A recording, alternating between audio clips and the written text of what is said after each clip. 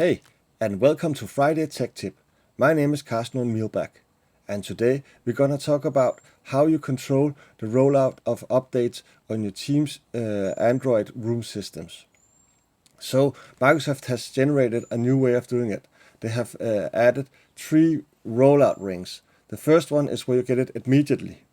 The next one is the general, that a default device that you haven't touched or done anything will have it. And that'll be around 30 days after that the new app or firmware is released, it will automatically go on an update. And then we have the final, where there's a 90 days delay from Microsoft putting this software or firmware available until the device will get it. So how do we configure it? Well, we start by going into Teams Admin Center.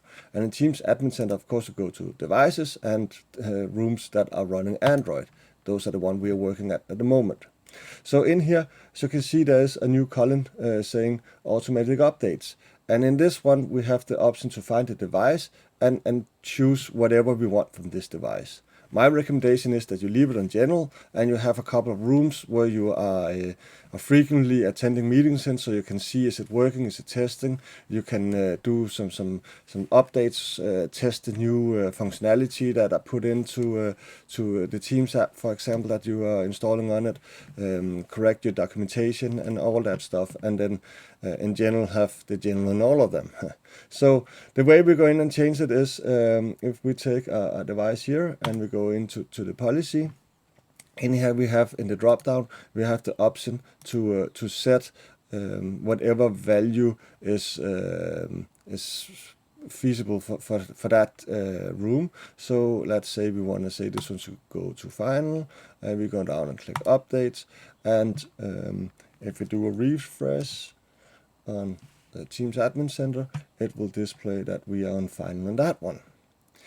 But again, that's not it. If we have multiple rooms that we want to change, we can just either mark all of them, or we can go in individually and mark whatever we want. And then we have the option to click on update. And on update, we have the drop down here, automatic update, and we can decide it if we want to keep existing or we want to replace.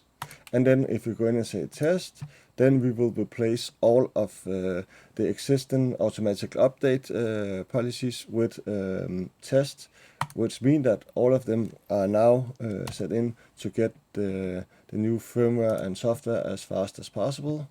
Just do a re-authentication. Sorry about that. Shouldn't take long.